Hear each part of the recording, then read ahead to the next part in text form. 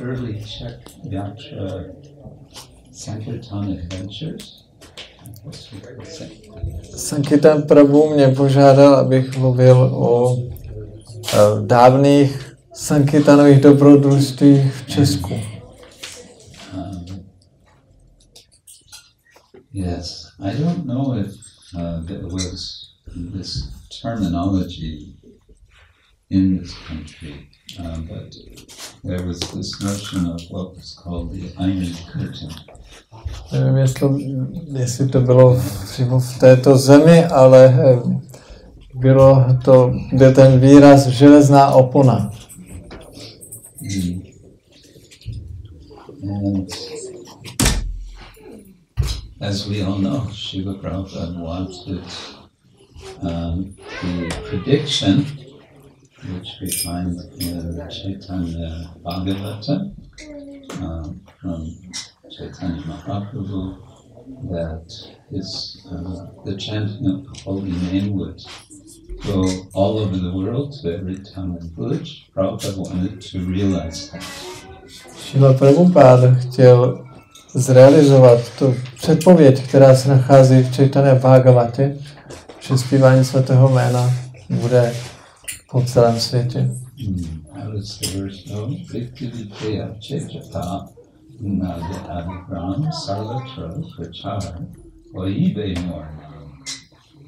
That all over the world, in every town and village,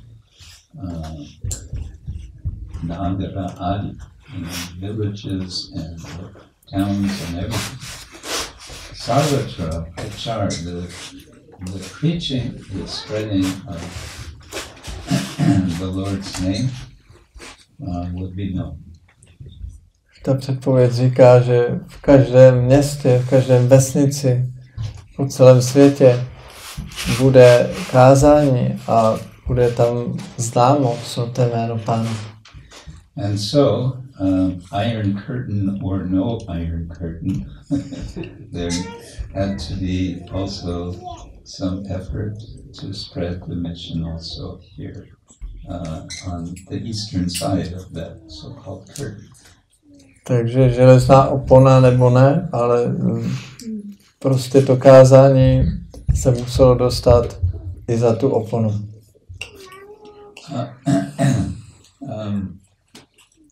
You have this book in Czech language which gives great detail, history written by Ashwahari Prabhu. Ashwahari, yes. So, how many have read that book? Kolik z vás četlo tu knížku o historii Hare Kršna v Česku, kterou napsal Ashwahari Prabhu? Not so many. Tak moc úplně ne. So I haven't read the book because I don't read Czech language, yes. But still I will recommend it. Já jsem ji nečet, protože česky, ale stejně vám ji doporučuji. Because anyway, I think it's nice to know, to have a sense of history, the mission that we take part in. Myslím, že je dobrý mít pojetí o historii mise, které se účastníme. For the same reason, I recommend that you read, of course, Srila Prabhupada's biography from Holiness Satsrutas Goswami. Ze stejného důvodu doporučuji, abyste četli Lílavetuš od Satsrutas Goswamiho. But perhaps you only have the abridged edition. Ale vy asi máte v češtině jenom tu kratší verzi. Yes. Yeah, the full edition in English of Prabhupada's biography is at least 6 times bigger than the abridged edition. Tento životopis Prabhupády v originále neskrácená verze je asi 6krát delší než ta zkrácená. I want to mention just now on the Prabhupada's asana, one devotee brought the second part of Transcendental Diary of Harishauri Prabhu translated into Czech as offering to Srila Prabhupada. So that will be available for devotees right today. Okay. You want to announce? Právě dnes dorazil druhý díl Transcendentálního diáře Šrily Prabhupády v českém jazyce. Dnes přímo z tiskárny. That means the first volume. Yes. Okay. And there's 5 volumes, and I think he's been working on the 6th volume. Yes. The last one is published now. V angličtině už je 6 dílů. So yes, and you have some history also of Czech Yatra in this book. Tak vy máte i historii české játry v této knize od Ašlahari Prabhu. And probably there's a lot in that book where I might have been involved, but he knows more than I remember about what happened. Asi v té knižce je něco, i co jsem dělal já, ale on toho ví víc, než co si pamatuju já. Basically, in my own travels in those days, starting in 1976, I was always the sidekick. Že the assistant. v podstatě, když já jsem začal cestovat po těchto zemích v roce 76, tak jsem byl vždycky jako spíš takový pomocník. Pomocník. Pomocník, yeah. To 2, 3, 4, 5 different devotees. Pomáhal jsem asi 5 různým oddaným. Including especially dear Kršna Prabhu, who is now Bhakti Sudhir Goswami. Jeden z nich byl Dhir Kršna Prabhu, který je dnes Bhakti Sudhir Goswami. We would just, our system basically, first of all, we would travel in a Lada cart, this Russian car. Takže my jsme měli takový systém, že jsme cestovali v ruském autě značky Lada. It was, the idea was maybe we could sort of blend in by having a commonly used car used in the East. Takže jsme si říkali, že tak jako splyneme, nebudeme moc vidět, když budeme mít takové to východoevropské auto. But of course we had Western license plates, so jenom že jsme měli německou poznávací značku. Kind of a giveaway. Takže to nás prozrazovalo. And in general, I can say, which Ashvahari can confirm, that as quiet and secret as we tried to be, actually, the officials knew everything we were doing.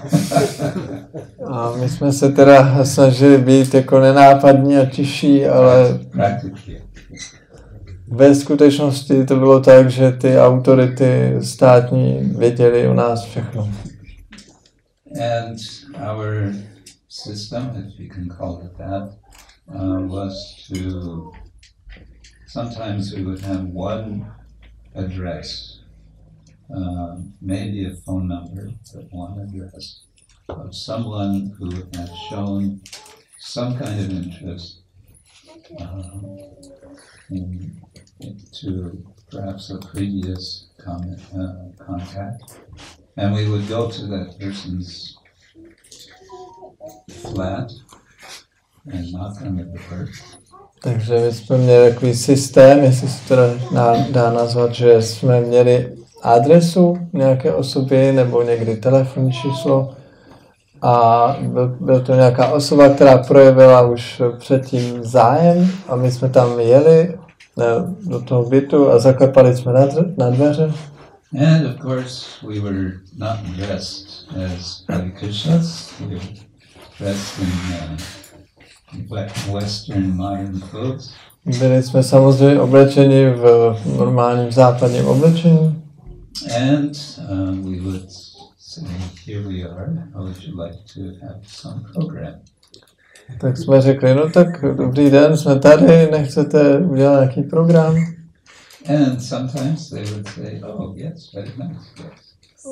They would invite their friends, and then we would have a little program in our house. No, někdy řekli, ano, to je velice pěkné, pojďte dál. Pozvali své přátelé a my jsme udělali v tom jejich bytě program. And we would chant softly. Try to not be too loud to disturb the neighbors. Zpívali jsme většinou potichu, aby jsme nerušili sousedy. And we would cook some prasadam. Uvařili jsme nějaké prasáda. Basically, halava, simply wonderful, and potato sabji. Většinou to byla halva, simply wonderful a bramborové sabji. And because we could always get the ingredients for these. Protože na tyhle věci jsme vždycky mohli koupit tu bogu. And here comes another one of these huge guys.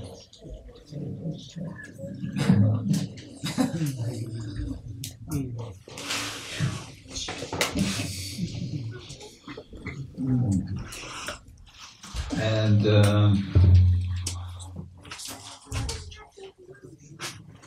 sometimes it would happen that we would have such a program, and then maybe the next time we would come,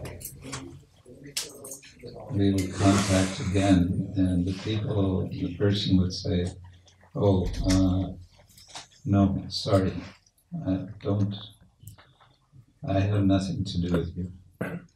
A někdy se potom stalo, že když jsme zavolali nebo kontaktovali tu osobu, u které jsme dělali ten program po druhé, tak oni řekli, ne, děkuju, nechci s vámi nic společného.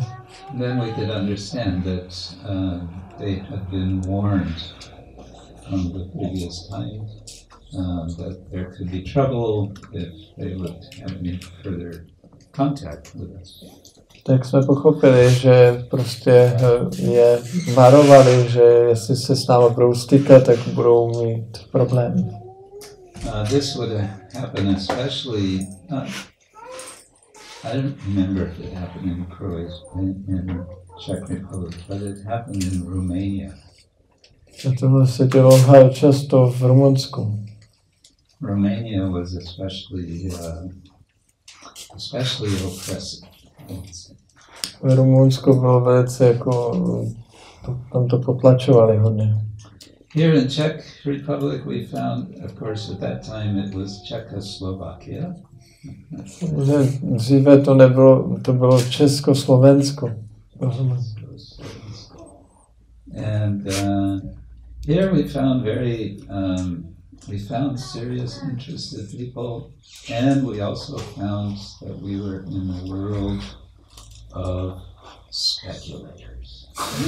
A tady v Československu jsme nacházeli lidi, kteří se opravdu vážně zajímali, ale zároveň jsme zjistili, že je to země spekulantů. Yes, Czech people especially they like to travel in the mind in various ways. Češi rádi cestují různými způsoby ve své mysli. And so that was sometimes interesting how to relate with that tendency. Tak to bylo někdy zajímavé, jak se vztahovat k těmto sklonům. We would also find that people were interested in us, not necessarily because of what we were doing or what we had to say, but because we were from the West. A někdy se stávalo, že lidé se o nás zajímali ne proto, že by se zajímali o filozofii a podobně, ale proto, že jsme byli jednoduše ze západu. okay, that is, yena tena prakarena, one way or another, mana Krishnani Peshai, attract people to engage the mind of Krishna. So if it helps, we are Westerners, okay. Je řečeno, že tak či onak, jakýmkoliv způsobem máme zaměstnat mysl v Kršnovi, takže když jim pomohlo, že jsme byli ze západu, tak proč ne? There was one event which I was trying to remember the place. It was north of Prague, and we had this event over a weekend in some sort of hotel retreat place. And I remember there was an initiation. Jednou si vzpomínám, že nevím přesně, kde to bylo to nějaké místo severně od Prahy, byl to nějaký hotel a tam bylo zasvěcení. It was quite an adventure in a sense that we actually made a yagya fire and there were quite many people there. Bylo to v jednom smyslu takové dobrodružství. My jsme skutečně tam udělali to ohniště a bylo tam spousta lidí. And we knew that it was risky. A věděli jsme, že je to riskantní. But somehow we were encouraged by the local devotees at that time. It's okay. Ale ty místní oddaní tehdy nás pozbudili, prostě je to v pořádku, pokračujte s tím. But sure enough, we were watched. Ale zajisté byli jsme sledováni. I must say, the Czech system of secret intelligence was quite good. It was quite expert. Musím říct, že ten český systém špionážní byl docela jako na dobré úrovni. But also in Poland, I found out years later that there's a whole, police file with all the information about me. Později jsem zjistil, i v Polsku například jsem zjistil, že tam je na policii celá složka o mně. Yeah, it was, I had to laugh when I discovered how much they knew about us. Já jsem se musel smát, když jsem zjistil, kolik hodně toho o nás věděli. Because we were thinking we were so clever, nobody knows, Protože my jsme si mysleli, že jsme velice chytří, že o nás nikdo nic neví. I don't remember ever getting in trouble in this country. Nikdy si nevzpomínám, ale že bychom se dostali opravdu do potíží v této zemi. But I do remember getting in trouble in Poland. Ale jednou jsme se dostali do potíží v Polsku. And it was, you can say, directly caused by not strictly following a rule which we were given. And I'll explain it. A bylo to způsobeno tím, že jsme přísně nenásledovali pravidlo, které nám dali. The rule was never stay in one place more than one day. Pravidlo bylo nikdy nezůstat na jednom místě díl než jeden den. So myself and dear Krishna, we were with Uttama Bhakti, the first Polish devotee, disciple of Srila Prabhupada, who is now by Sridhar Maharádž. Takže my jsme byli s Dhir Kršnou a byl tam s námi ten Uttama Bhakti Prabhu, což byl první polský oddaný, který je dneska Maharádž. And we had a very nice program in a college dormitory. Měli jsme velice pěkný program v jako univerzitní koleji. Univerzitní kolej, kde studenti bydlí. And after the program, the people there, the students, were saying, "Let's do this again tomorrow evening." No a studenti nám říkali po tom programu, no tak uděláme to ještě zítra znovu večer. And we said, well, actually we should be moving on. No, please stay for one more day. A my jsme říkali, no ale my bychom se měli posunout dál, ale oni, ne, zůstaňte ještě jeden den. Well, there seems to be a lot of enthusiasm. Who knows, maybe some devotees will come up. Tak jsme si říkali, no tak oni jsou tak nadšení a možná tady vzniknou nějaký nový oddaní. So we agreed to stay. They didn't offer us a room to stay in. We slept in the car.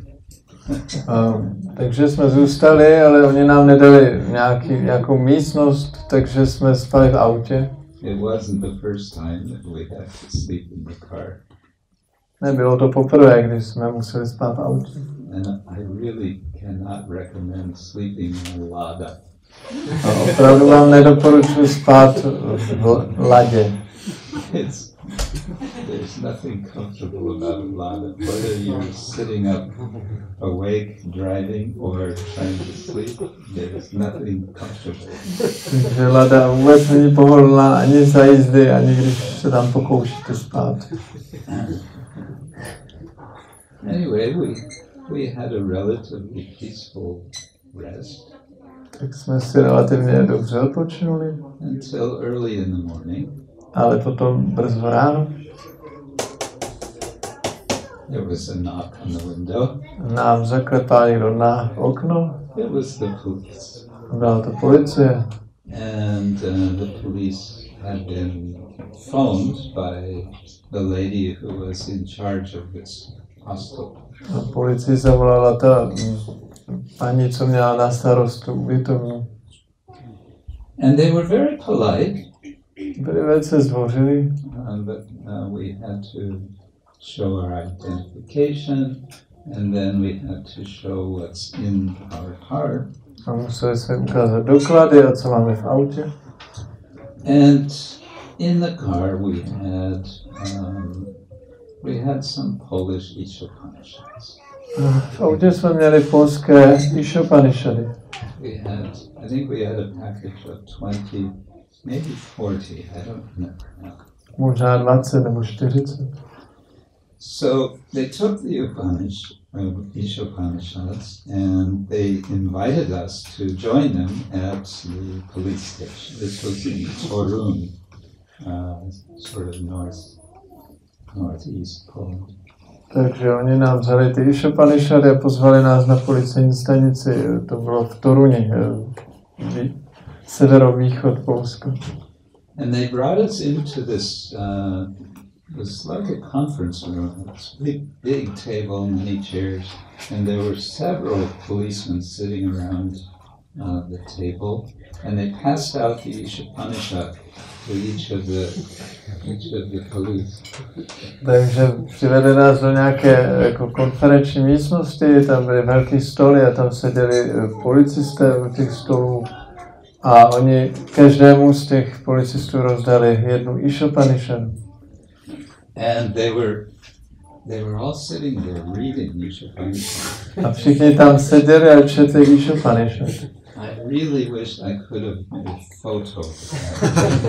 Já opravdu tehdy jsem měl udělat fotku. That wasn't possible. Ale nešlo. So we were kind of holding our breath because we were thinking this would be a problem.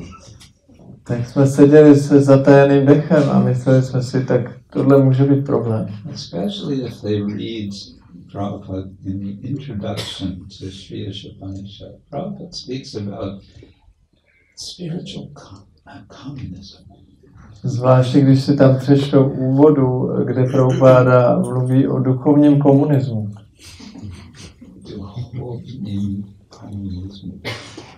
And, you know, we were afraid that they were going to read that and go, oh, this is something political, this is very bad. Tak jsme se báli, že si to přečtou a řeknou, že to je něco politického, to je velice špatné. So for some time there was silence. They were all reading Ishopanishad. Takže nějakou dobu bylo ticho, všichni četli Ishopanishad.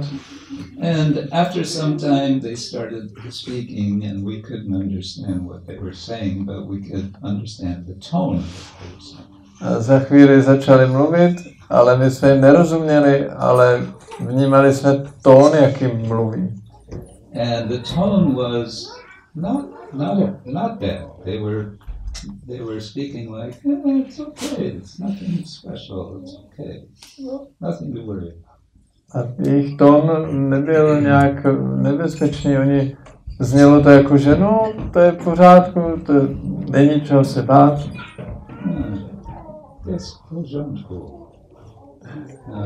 And so we were very relieved. Tak se nám velice ulevilo. In the end, again, very politely, they said, so we will be keeping these books. Takže nakonec velice zdvořile řekli, tak my si ty knížky necháme. Who knows, maybe they wanted to read the book. Kdo ví, třeba si to chtěli číst, ty knihy. We will be keeping the books, but and you can continue your travel. Please leave Torun today. Tak řekli, my si knížky si necháme a vy pokračujte na cestě a odjeďte prosím z Toruně. And we were very relieved and we continued on our journey. Tak se nám ulevilo, pokračovali jsme v cestě. And I guess it was weeks later, after we had been out of Poland, we wanted to come back to Poland. So we went to Berlin to get a visa. No a za pár týdnů, my jsme odjeli teda z Polska, za pár týdnů jsme se chtěli vrátit, tak jsme jeli pro víza do Berlína. And we made the application and the response was, sorry, you cannot have visa. Tak jsme požádali o víza a oni nám řekli, omlouváme se, nedáme vám víza. Dlaczego nie? No answer. Když jsme se zeptali, proč ne, tak žádná odpověď. So we understood that our names were on the blacklist as a result of that time. Takže výsledkem té události bylo, že jsme byli na černé listině. So I was banned from Poland for 10 years. Takže jsem vlastně nemohl vstoupit do Polska 10 let. From 1979 to 1989. Od roku 79 do roku 89. And 1989 there were so many changes. Basically the Iron Curtain was kind of pulled aside. A v tom 89. tak ta železná opona byla rozhrnuta. It looks like now it's getting built again. maybe in a different place, but to vypadá, že se zase bude někde stavět železná opona někde jinde. But to back up a little about the Polish Ishopanishad. Ještě ohledně té polské Ishopanishady. Because I mentioned this morning that we discovered this new Vaishnava sport called book smuggling. Jak jsem řekl dneska ráno, že jsme vynalezli nový vajšnavský sport pašování knih. So a particular exciting sport event was the bringing of the Polish Ishopanishad not into Poland but into East Berlin. Takže velice speciálně vzrušující sport bylo pašování Ishopanishady do východního Berlína. We knew that if we could get books into East Berlin, then it would be no problem for devotees from Poland to pick up those books and bring them back. My jsme věděli, že když je dostaneme do východního Berlína, tak polští oddaní nebudou mít problém si je dovést do Polska. So I had been, visiting West Berlin several times, and also sometimes visiting East Berlin. So we had contact in East Berlin, and I knew also something of the geography of the highways connecting East West Berlin with West Germany. I knew the map pretty well. Takže já jsem navštěvoval několikrát západní i východní Berlín a znal jsem, měli jsme tam nějaké kontakty a znal jsem, jak to tam je geograficky, různé ty dálnice, jak je to propojeno mezi sebou. And I had an idea how it might be possible to just drive some books into East Berlin. Takže jsem měl takový nápad, jak by se to dalo udělat, prostě dovést nějaké knihy do východního Berlína.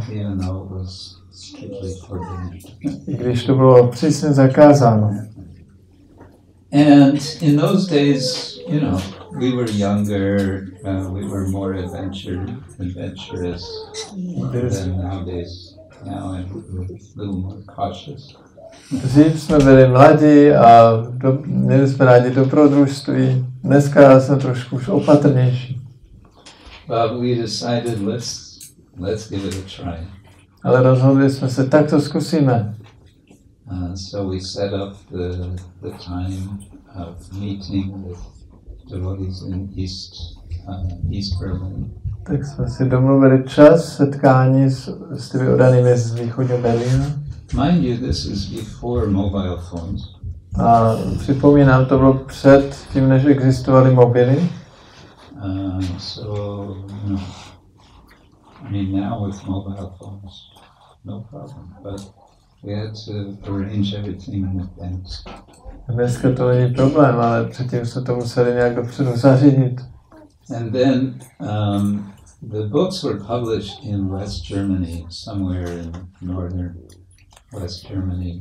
So I took a van to the printer and picked up one pallet, 5,000 copies of Polish Upanishad directly from the printer.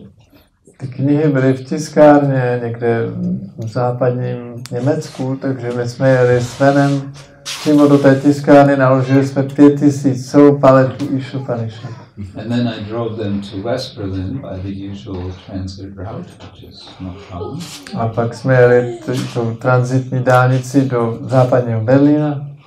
And then I got a transit visa from West Berlin back to West Germany. A pak jsem získal v západním Berlíně tranzitní vízum zpátky do západního Německa. And on the way back, I made a wrong turn. A při té zpáteční cestě jsem někde jakoby náhodou zabočil. And I became lost. A ztratil jsem se. I wasn't really lost. I knew exactly what I was. Já jsem se nestratil, já jsem přesně věděl, co dělám. But as I was entering into East Berlin, I got stopped by the police. Ale když jsem vyjížděl do toho východního Berlína, tak mě zastavila policie. East German police. Východoněmecká. And before they said anything, I said, "Oh, I'm so glad that you stopped me." A předtím, než stačili něco říct, tak jsem povídal, no to jsem rád, že jste mě zastavili. Because we're lost. We're trying to get to Hanover, and we got, I don't know, we missed a turn or something. Protože my jsme se ztratili, my jedeme do Hanoveru a někde jsme se tady ztratili. And so the police were very helpful. Ty policisté byli velice ochotní. They said, just turn around here and get on the highway and just keep going straight. Tak řekli, jenom tady se otočte, jděte na dálnici a je to v pořádku. So they let us go. Tak nás teda pustili. They hadn't looked in the back to see that we have a pallet of Naštěstí se nepodívali do auta, že tam máme ty knížky. But now I had a problem. The problem was, does that cancel the whole project? I wanted to get into East Berlin. Police are standing there. This was the way into East Berlin. Takže teď jsme ale měli ten problém, že tady máme ty knihy a jak je dostaneme do toho východního Berlína. But after a few hundred meters, ale po pár stech metrech was a service road. Byla nějaká polní cesta. Tak jsme to zabočili na tu polní cestu.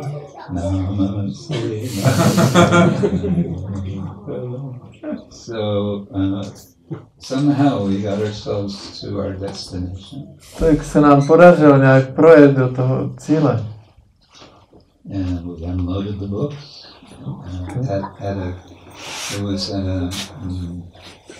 in someone's garden hut, garden house, so it was away from neighbors.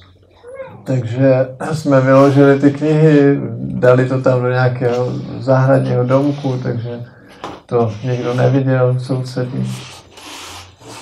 And then we headed back for the highway to Hanover. Tak jsme se vrátili na dálnici do Hanoveru.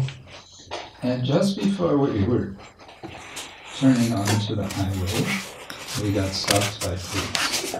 A těsně předtím, než jsme najížděli na dálnici, tak nás opět zastavila policie.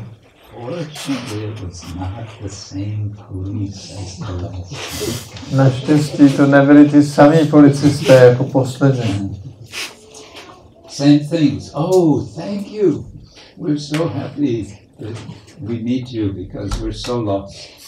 Tak zase jsme řekli, no to je skvělé, že vás potkáme, my jsme se ztratili. We just want to go to Hanover. Yes, no problem. In my brother's house. Chceme se dostat do Hanoveru. No, není problém, jděte tudy. So that was successful, and from there devotees would take by train each Upanishads to Poland. Takže se nám to podařilo a ti oddaní potom vlakem vozili ty knížky do Polska. Years later we realized, I realized that the reason we didn't get in trouble then was we had American passports. O mnoho let později jsem si uvědomil, proč se nám nic nestalo, protože jsme měli americké pasy. If we had West German passports, we might still be in jail today. Kdyby jsme měli západoněmecké pasy, tak jsme možná ještě do dneška ve vězení. But somehow the American passport was like, oh, very interesting. We're meeting some foolish American tourists. They don't know what they're doing. Okay. Protože jsme měli americký pasy, tak oni si řekli, no, jsou nějaký hloupí americký turisty, tak je necháme být. Yeah, so like this, there were some adventures. So. But it was, what I liked about preaching in these countries, including Czech Republic, was the really great intensity of interest when someone had real interest, when it wasn't just because we were Western. Takže to jsou některá dobrodružství, co se tady odehrává, ale co bylo opravdu pěkné v kázání v těchto východoevropských zemích, že když někdo už měl zájem o Kršna vědomí, tak měl opravdu vážný zájem. It was quite some time before the first devotees, Czech devotees, finally said, okay, we're committed. And so in the early days, we could never imagine that there would be so many devotees as there are now. Na začátku to trvalo velice dlouho, než nějací oddaní se objevili. Prostě kdo by opravdu řekl, že chce se stát oddaným. Takže my jsme si nikdy nepředstavili, jak se to vyvine, kolik dneska tady máte oddaných. So, yeah, what we see now, I think it's convincing to me and maybe convincing to you also that Čaitanya Mahaprabhu is active, he is with us, he is making this movement happen as he is. Takže tohleto mě přesvědčuje osobně a možná i vás, že Čaitanya Mahaprabhu je tady, Čaitanya Mahaprabhu je aktivní a vlastně umožňuje, aby se tohle všechno dělo. Maybe we should move more this way and this way. Já se posuňte trošku dopředu.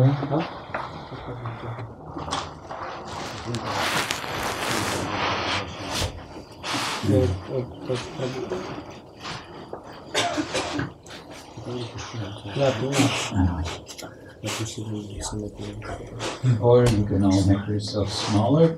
A nebo se můžete zmenšit. In India, when you get on the bus, you think the bus is already full. V Indii, když nastoupíte do autobusu, myslíte si, že už je plný. And then it becomes twice as full. Tak se naplní ještě dvakrát. As pick up more people. Jak nabírá víc lidí. And when you think, okay, now this bus really cannot pull it, not even one more person. A pak si myslíte, tak teďka už se sem nevede ani jeden člověk. Then 10 more people. Pak tam nastoupí ještě 10. So this is nothing. Takže tohle není nic. We have so much space. Tady je tolik místa. Enough space to play football. Dal by se to hrát fotbal. Okay, maybe that's enough about that subject. Let's talk about Lord Chaitanya. Takže to bylo k tomu tématu a teď budeme mluvit o pánu Čaitanyovi. And what I thought I might do is explain one way that I found helpful for reading Čaitanya Čaritámrity. Já bych chtěl vysvětlit jeden způsob, který je nápomocný při čtení Čaitanya Čaritámrity. So I'm going to be explaining something in a slightly analytical way. Takže já to budu vysvětlovat trošku analytickým způsobem. And I know Czech people have analytical minds, so I hope this will resonate for you. A vím, že Češi mají analytické mysli, takže doufám, že to bude rezonovat s vámi. And what I'm going to do is invite you to do a kind of visualization of a kind of diagram. Takže já bych chtěl, abyste si začali vizualizovat takový diagram. It's a diagram which is, you can say it's kind of a yantra, but it's quite simple.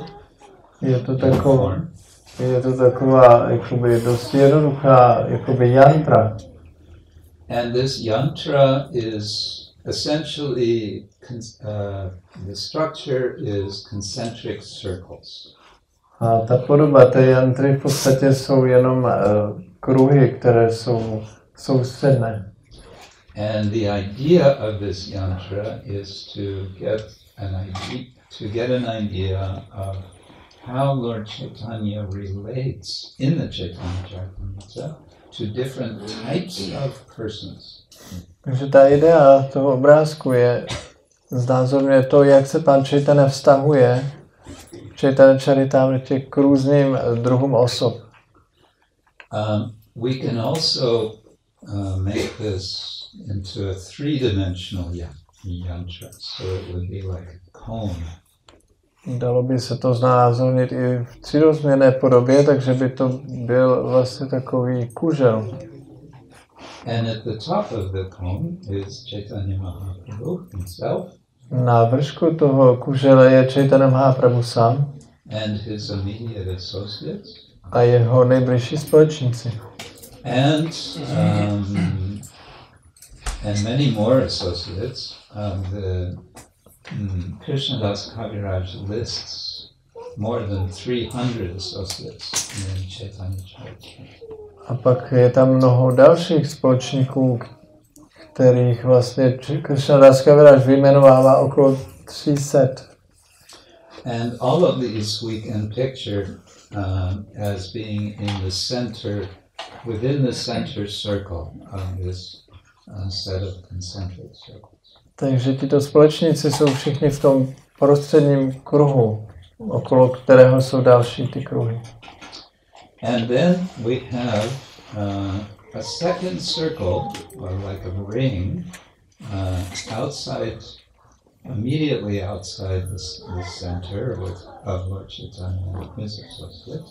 Takže okolo toho centrálního kruhu, kde je pan Chaitanya se svými společníky, je další kruh. And what we have in this second ring, or this first ring, is different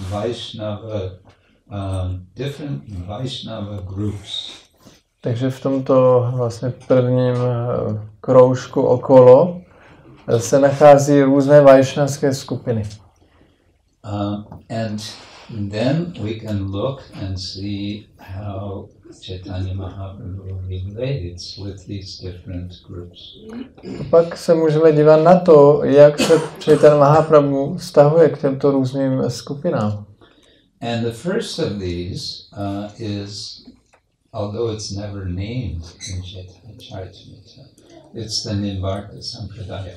První z těchto skupin, ačkoliv v Čaritámrtě přímo to není zmíněno, ale to je Sampradaya Nimbarka. How do we know it's about Nimbarka Sampradaya? Because we have the description of Mahaprabhu as a young man meeting Keshava Kashmiri. A jak víme, že se jedná o Nimbarka Sampradaju, protože tam je popsáno, že Chaitanya Mahaprabhu se jako mladý setkal s Keshavou Kašmírem. And it turns out that Keshava Kashmiri is a very prominent figure in the Nimbarka Sampradaya. A ukazuje se, že Keshava Kašmíri je velice prominentní osobou v této Nimbarka Sampradaji. And there's some uncertainty about when he lived. Není úplně jisté, kdy žil. One scholar says, well, he was not actually living during the time of Chaitanya Mahaprabhu. Jeden učenec tvrdí, že on ve skutečnosti nežil v době Chaitanya Mahaprabhu. Maybe it was 100 years earlier, they say. Oni říkají, že to bylo možná o 100 let dřív. Of course, the name Keshava is a rather common name. It's sort of like the name Kršna or Hari. Samozřejmě to jeho jméno Keshava je dosti běžné jméno, stejně jako Kršna nebo Hari. So there could have been different Keshavas, maybe more than one who was called Kashmiri or who came from Kashmir. Takže mohlo být více těchto osob, ten Keshava, který přišel z Kašmíru. In any case, we know the story in Čaitanya Čaritámrity that Mahaprabhu meets him and they have a kind of literary discussion. Takže tam je popsáno v Čaitanya Čaritámrity, že oni se spolu setkali a měli spolu takový literární rozhovor. And apparently this Keshava Kashmiri is a very talented poet. Zdá se, že tento Keshava Kašmíri byl velmi nadaným básníkem. Such that he can spontaneously compose Sanskrit poetry, which he does to glorify the river Ganga. Takže on spontánně na místě dokázal skládat verše, které opěvovaly matku Gangu. it's not so impossible. I say that because I know one professor, no longer with us. He was a Sri Vaishnava from South India. A tahle ta schopnost skládat verše není nic úplně nemožného. Já osobně jsem znal jednoho profesora, on už tady odešel, ale on byl ze Sri Sampradai v Indii. Very learned and very learned and humble Vaishnava. Byl velice učený a pokorný Vaishnava. And he was for some time with our little institute in Oxford. And one day, this is many years ago, we invited him to Bhaktivedanta Manor for Srila Prabhupada's disappearance observance. Attended with us. Takže on jednou vlastně byl pozván do našeho oxfordského centra a my jsme ho taky pozvali, aby navštívil Bhaktivedanta Manor na den odchodu Šrily Prabhupády. So he was sitting in the temple as different devotees were speaking about Prabhupada memories, glorifications. Takže různí oddaní mluvili a vzpomínali, opěvovali Šrilu Prabhupádu. And then at some point he quietly got up and he went out into the hallway. A on se najednou zvednul a odešel na chodbu. And in a period of, I think it was like 20 minutes, he composed some, I think it was 10 Sanskrit verses praising Srila Prabhupada. A na té chodbě během asi 20 minut sepsal asi 10 veršů v sanskritu, které opěvovaly Šrilu Prabhupádu. And then he came back and said, I would like to contribute to this glorification. Yes, please. And then he read out. It was amazing. A pak se vrátil do chrámové místnosti a přihlásil se, já bych chtěl taky něco říct. Tak on to přečetl a všichni byli z toho úžasní. But we know what happens. Lord Chaitanya, he listens to the 100 verses and he remembers, what is it, 2 or 3 of those verses, and he finds fault with them. Takže co se tehdy stalo, tak ten učenec přednášel ty verše, Čaitanya Mahaprabhu si je vyslechl všech 100 a potom asi 2 nebo 3 z nich si zapamatoval a našel v nich chyby. Because according to Sanskrit poetics, there are very precise rules and guidelines for what constitutes good poetry and what is not so good. Protože podle pravidel sanskritské poezie jsou velice striktní pravidla, podle kterých se pozná, jestli ta poezie je dobrá nebo ne úplně dobrá. So when he explains this in a humble way, this Keshava Krishna is shocked and confused and bewildered. Takže Čaitanya Mahaprabhu to pokorně vysvětlil a Keshava Kašmír je šokován a zmaten. I lost one.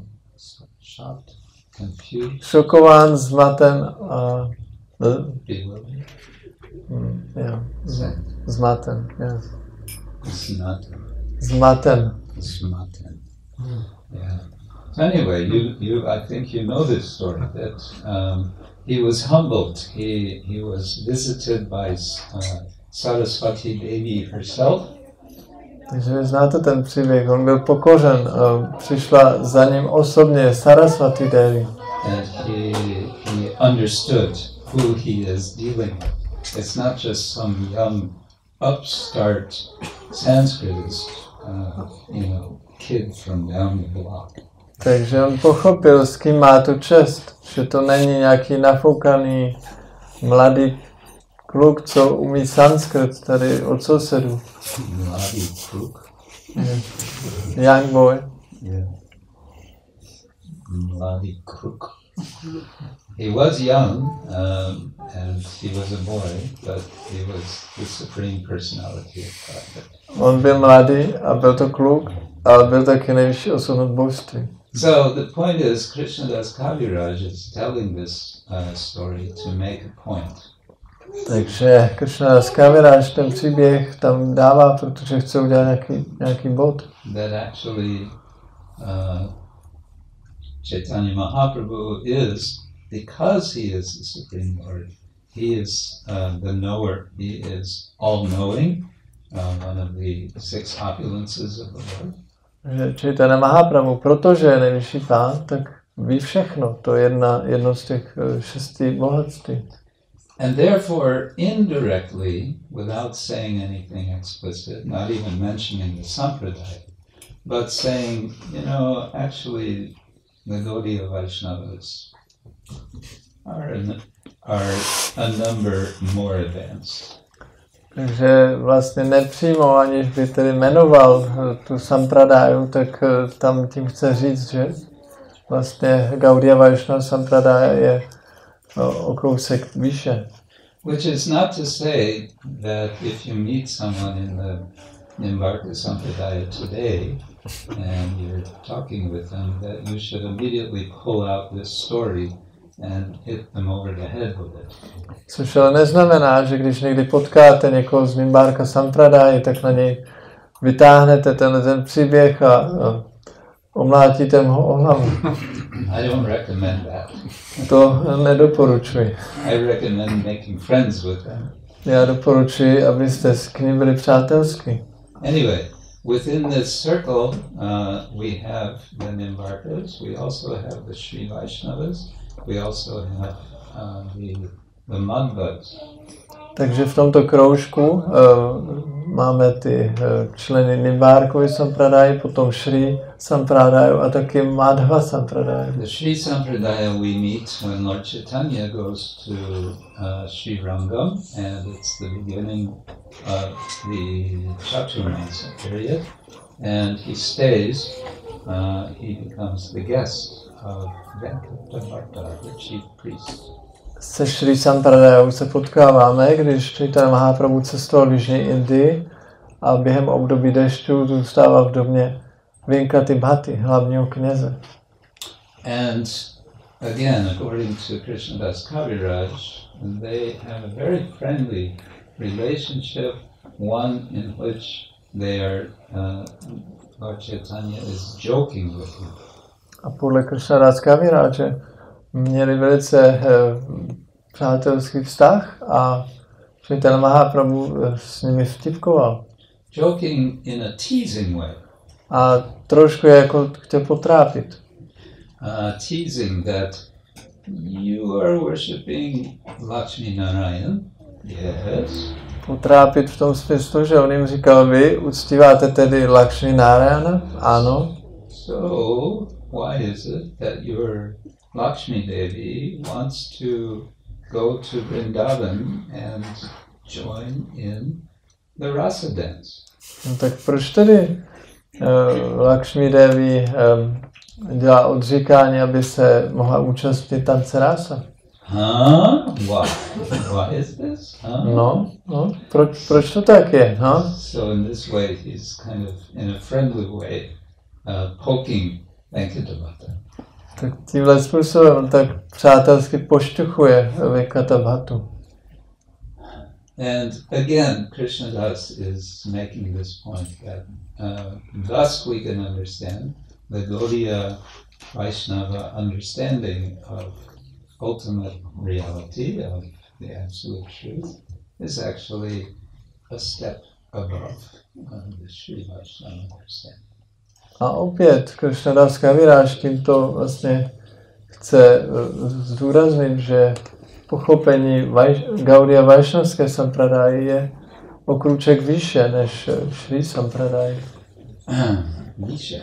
But again, if you meet a Sri Vaishnava, I don't recommend that you take out your Čaitanya Čaritámrity to hammer and start hammering. A znovu, když se potkáte s někým ze Šri Sampradáji, nedoporučuji vytáhnout kladivo Čaitanya Čaritámrity a bouchat ho s ním do hlavy. The encounter mentioned about engaging with Madhva tradition is quite short. Dále to setkání s Madhva Sampradajou tam je dost krátké. Basically, Lord Chaitanya has a discussion, and the conclusion is he's not impressed. V podstatě oni tam měli nějakou diskuzi a závěr byl, že na Chaitanya Mahaprabhu to neudělalo velký dojem. He kind of goes away just shaking his head. On jenom prostě odejde a třese hlavou. They're nice, they're Vaishnavas, Hare Krishna. Jsou dobrý, jsou Vaishnavové, Hare Krishna. Okay, so we're looking for those who have just come in. We're imagining a diagram with the center of Lord Chaitanya, all his associates. Around this is a ring consisting of the other Vaishnava Sampradayas. Pro ty, co přišli pozdě, tak mluvíme tady o takovém diagramu obrázku, kde Chaitanya Mahaprabhu se svými společníky je uprostřed toho kruhu a v tom kroužku okolo se nachází jiné vaishnavské sampradáje. Now we're moving to another ring, which is further out, and it's surrounding this first center, first ring. Přesouváme se do druhého kroužku, který obklopuje tyto dva uprostřed.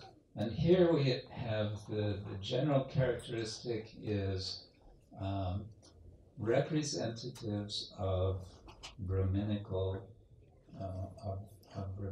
culture. Osoby v tomto kroužku jsou zástupci brahmanské kultury. But who are these representatives? Well, one of them is Prakashananda Saraswati. Kdo jsou tyto zástupci? Jeden z nich je Prakashananda Saraswati. And he's of course a sannyasi. On je sannyasi. But what is his idea? What is his philosophy? Ale jaká je jeho filozofie? It's well, basically it's labeled as Mayavada. Říká se tomu v podstatě Mayavada. Which, as we all know, Lord Chaitanya is not very happy with. Jak víme, tak Chaitanya Mahaprabhu s tím nebyl moc šťastný. So much he was not happy with it, according to Krishnadas, that Krishnadas describes their encounter twice, and a third time he talks about getting ready for that encounter. On byl až tak nešťastný, že Krishnadas Kaviraj to popisuje vlastně dvakrát. A potom, jak se měli setkat po třetí, tak on se na to připravoval. And then he meets Sarvabhauma Bhattacharya. He is of a similar philosophical orientation. He's a householder. A potom se potkává s Sarvabhaumou Bhattacharou, který měl podobnou filozofii, ale byl hospodář. In both cases, practically the same message is given by Krishnadas about what Lord Chaitanya said, how he was responded to. V obou těchto případech v podstatě Krishnadas Kaviraj popisuje to podobně, že se to odehrálo podobně, podobné argumenty tam byly, pan Chaitanya si to vyslechl, podobně odpověděl.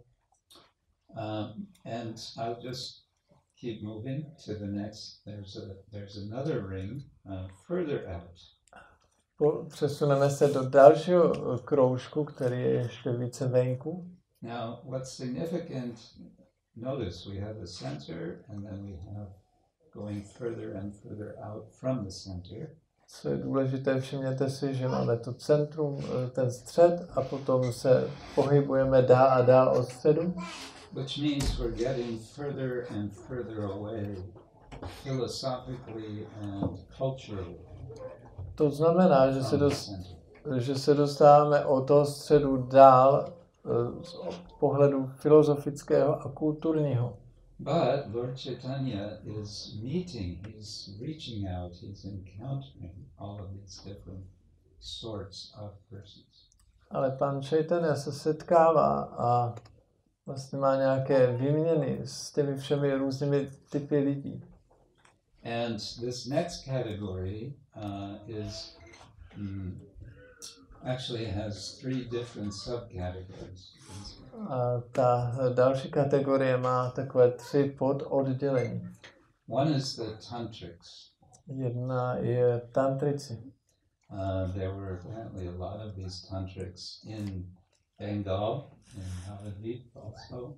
Zdá se, že v Bengálsku bylo hodně těchto tantriků, i v Navadipu. And we have the story of how the tantrics made trouble for Srivas Thakur, trying to implicate him as being a secret tantric.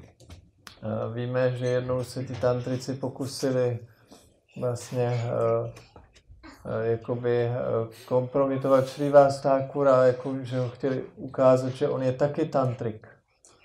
Then we have the Buddhists. Pak tam jsou buddhisté.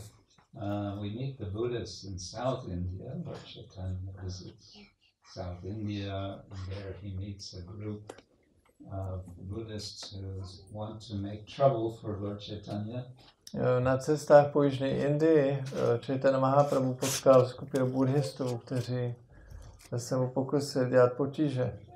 And there's that curious pastime in which they attempt to offer some untouchable food to Lord Chaitanya. Tam je zajímavá zábava, kde oni se pokusili nabídnout pánu Čaitanyovi nedotknutelné jídlo. And then this big bird, I think it's a crow, comes and grabs the plate before Lord Chaitanya touches it. A najednou se tam objevil obrovský pták, který chytnul ten tác předtím, než to pán Chaitanya se dotkl. How strong this bird was. To je úžasné, jak ten pták byl silný. He picks up this plate, lifts it up and drops it on the head of the chief of these Buddhists. Takže chytnul ten plate, vynesl ho nahoru a potom ho hodil a spadlo to na hlavu vedoucího těch buddhistů. And he falls unconscious. A on omdlí. And his followers are all standing around pulling their sikas, except they don't have sikas because they're Buddhists. Takže on tam leží a všichni jeho žáci stojí okolo a tahají se za šiky, ale oni žádné šiky nemají, protože jsou buddhisti. Tak jenom kývají hlavami, co dělat. And then Lord Chaitanya tells them, chant Hare Krishna, this will wake him up. A pan Čaitanya jim povídá, zpívejte Hare Kršna a toho probudí. So they chant Hare Krishna and the master wakes up. Tak oni zpívají Hare Kršna a ten jejich vedoucí se probudí. And everyone lives happily ever after. A všichni žijí až na věky šťastně.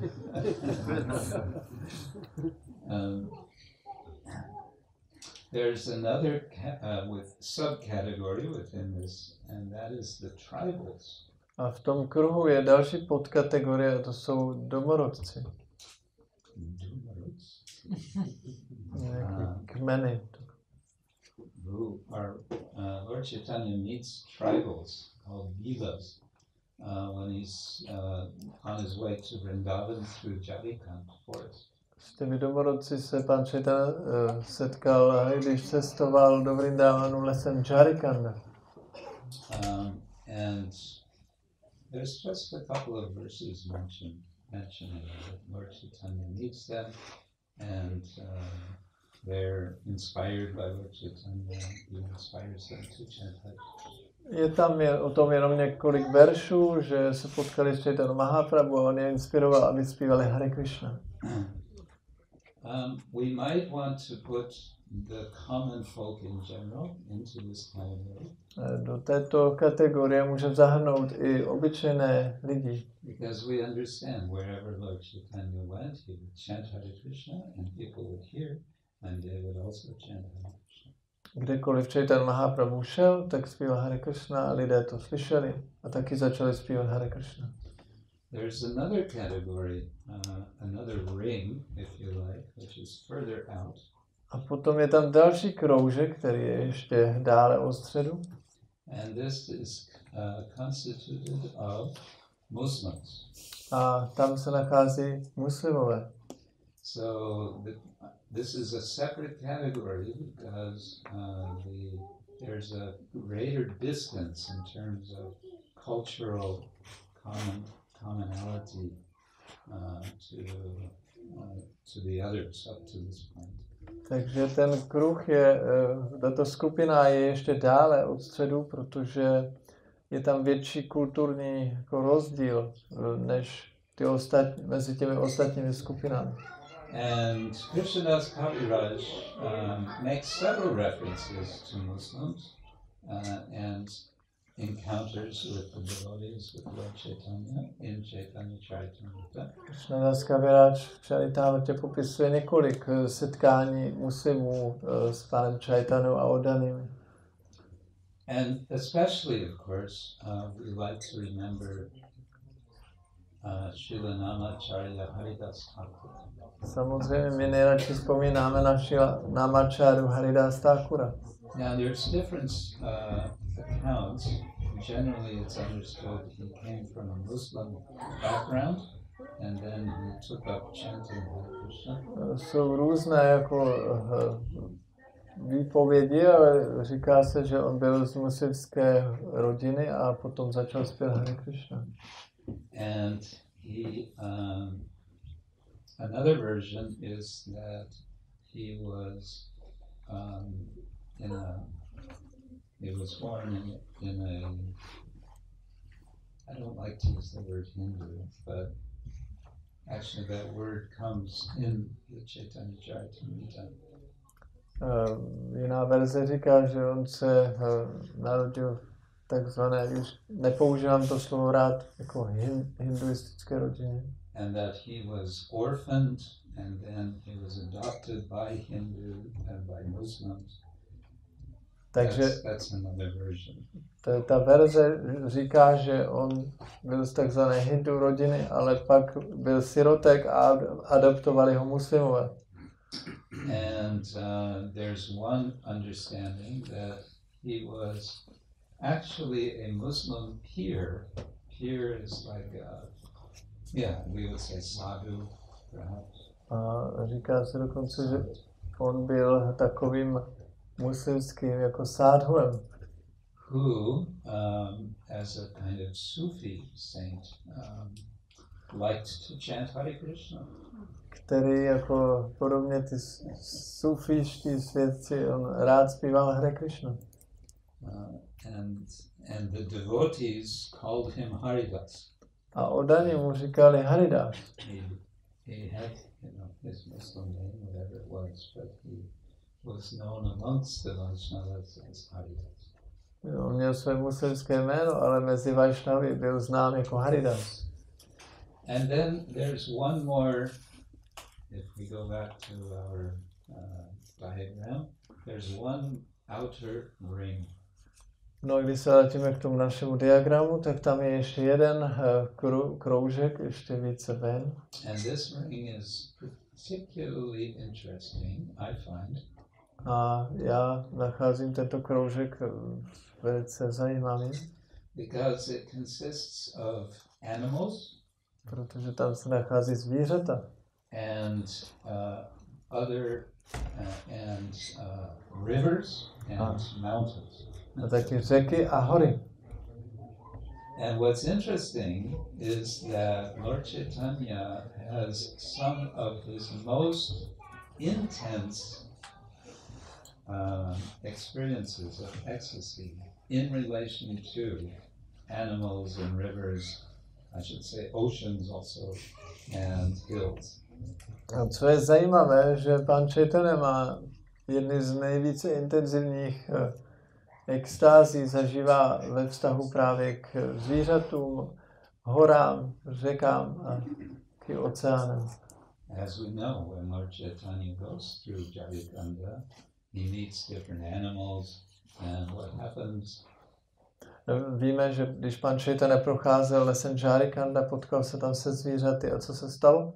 When he meets a tiger on the way, apparently having an afternoon nap. A když tam ležel na cestě tygr, ležel odpoledne po obědě, Lord Chaitanya pokes him with his foot. tak pan Čaitanya ho postrkoval nohou. And he says, hey, wake up, chant Hare Krishna. A říkám, hej, vstávej, zpívej Hare Kršna.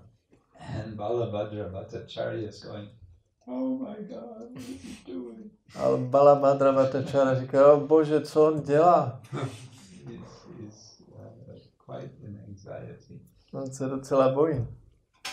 Later he sees that what Lord Chaitanya is doing is having fun, and he's inspiring all the animals to chant Hare Krishna. A potom ale vidí, že pan Čaitanya se baví a inspiruje všechna zvířata, aby zpívali Hare Krishna.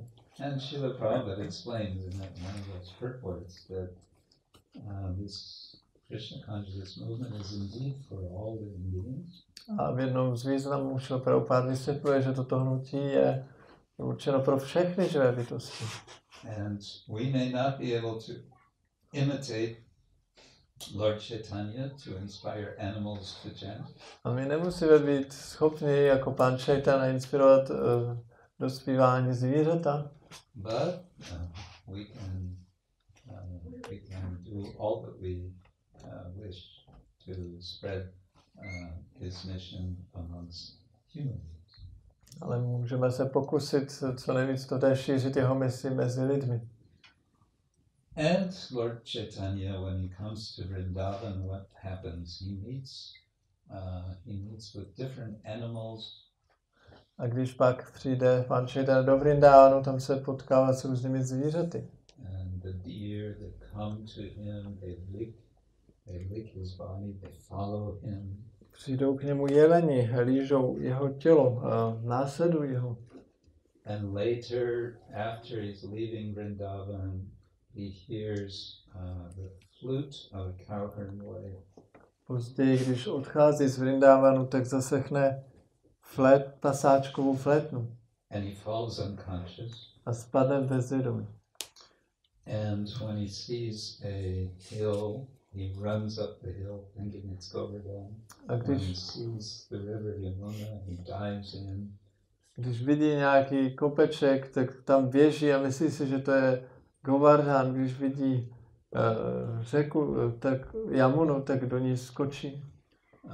Completely overwhelmed with intense ecstatic emotions. Je zcela přemožen intenzivními pocity extáze. So much so that Balabhadra has to go and drag him out of the Yamuna.